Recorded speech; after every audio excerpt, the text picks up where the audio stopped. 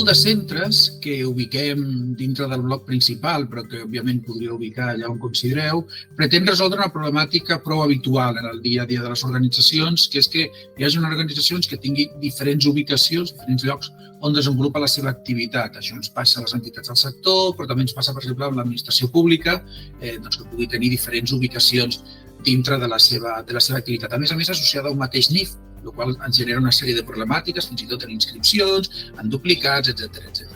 El registre d'un centre és tan senzill com poder-li dir, posar-li un nom al centre, posar una tipologia, una o diverses tipologies de les que tenim, vincular-lo, òbviament, a una organització, l'organització matriu d'aquell centre, i després hi ha camps específics, com poden ser les places, o si aquestes places són adaptades o no,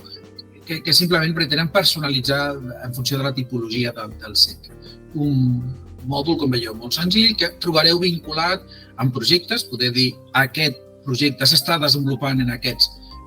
centres, sobre el mateix en el concepte diari, si teniu un projecte residencial, a quin centre pertany aquest registre, vincular esdeveniments a centres, vincular persones a centres, per exemple, poder vincular aquesta persona,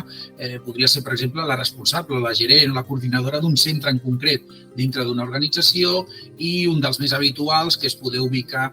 la relació de les persones, sigui professional, sigui voluntariat, sigui usuari i usuària del servei, doncs en un centre concret i un projecte en concret.